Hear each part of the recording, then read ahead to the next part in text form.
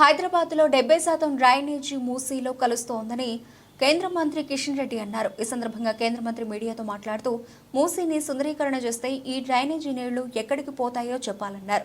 Drainage సమస్య పరిష్కరించకుండా 1.50 లక్షల కోట్ల రూపాయలతో మూసీ సుందరీకరణ అనేది అనాలోచితమైన చర్య అని మండిపడ్డారు.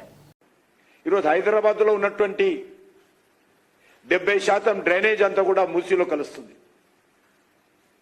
మీరు బ్యూటిఫికేషన్ మూసి వేస్తే ఈ డ్రైనేజ్ నీళ్ళంతా ఎక్కడ పోతే చెప్పాలి.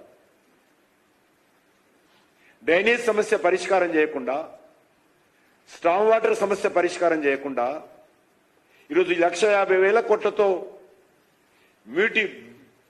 మూసి బ్యూటిఫికేషన్ పేరుతో మీరు చేస్తున్నటువంటి చర్యలు ఏవైతున్నాయో అనాలోచితమైనటువంటి చర్యలు.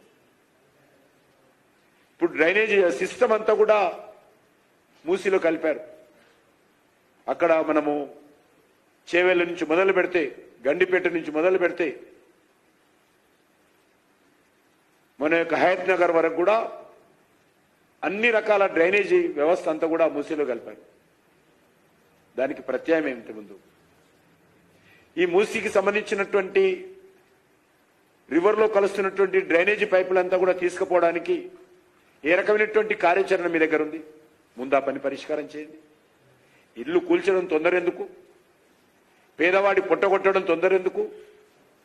పేదవాడి నిల్వ నీడ లేకుండా దుర్మార్గంగా వివరించడానికి తొందర ఎందుకు? మీ డ్రైనేజ్ వ్యవస్థ ఏం చేస్తారో చెప్పండి.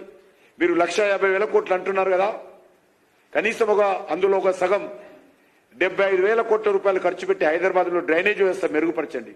ప్రజలు హర్షిస్తారు, ప్రజలకు మేలు జరుగుతుంది.